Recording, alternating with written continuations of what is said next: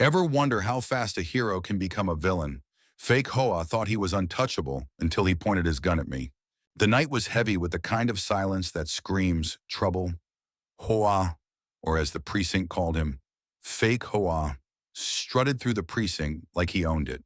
His tactical vest, emblazoned with HOA in stark white letters, was his badge of bravado. He was the cop who never followed orders, the one who thrived on bending rules until they snapped. To the public, he was a rogue savior, cleaning up the streets with a snarl and a swagger. To me, Director Elena Voss of the Department of Justice, he was a ticking bomb. I've been watching Hoa for months. Reports of his overreach, arrests without warrants, roughing up suspects, and a knack for stirring public outrage piled up on my desk. Social media was a war zone. Half the city hailed him as a vigilante god.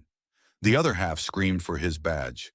Posts on X painted him as a folk hero one day, a tyrant the next.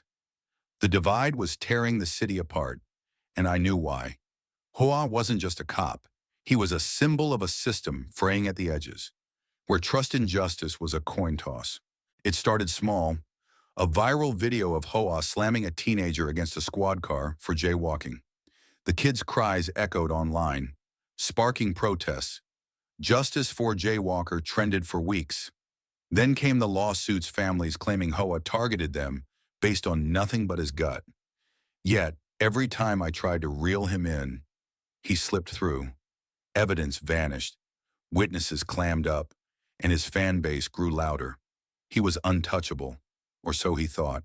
I didn't want to take him down, not at first. I saw the good in him, his drive to protect, his fearlessness. But good intentions don't excuse bad actions, and Hoa's actions were a wildfire. The breaking point came when he arrested a whistleblower exposing police corruption. The whistleblower was one of ours, an undercover DOJ agent. Hoa didn't know. He didn't care. He saw a target, not a truth teller. That's when I knew Hoa wasn't just reckless. He was dangerous.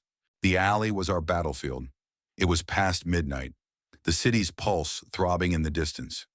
I'd tipped off a contact to lure Hoa here, knowing he'd come guns blazing. He didn't disappoint. His flashlight beam cut through the dark, pinning me against the brick wall.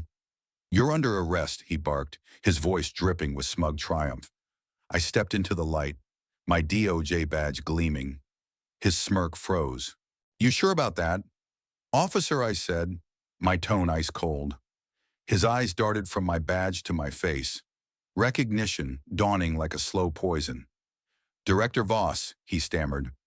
The gun in his hand wavered, but his pride didn't. "You can't be here. You're one of them." One of them? The word stung. To Hoa, I was the system bureaucrats, suits, the ones who tied his hands. To me, he was the chaos that made reform impossible. The alley became a pressure cooker. His voice rose, accusing me of betraying the streets. Mine sharpened, laying out every abuse of power he'd committed. Around us, the city seemed to hold its breath. A crowd gathered at the alley's mouth. Phones out, live streaming. The world was watching. Exploded. Fake Hoa exposed trended alongside Justice for Hoa. Commenters clashed. Some called me a tyrant, crushing a hero. Others demanded Hoa's head. The truth was messier. Hoa wasn't evil. He was broken. A kid from the wrong side of town. He'd joined the force to fix it. But years of seeing criminals walk free turned him bitter. He started cutting corners, then laws, then morals. The public's adoration fueled him, but it also blinded him. He didn't see the monster he'd become. I did. I saw it in the fear in his eyes when I listed his crimes. Excessive force, false arrests, tampering with evidence. Each charge hit him like a bullet. The crowd's murmurs grew louder, their cheers for him fading. He lowered his gun, but not his defenses. "You think you're clean?" he spat. "The DOJ's just as dirty. You're no better than me." He wasn't wrong.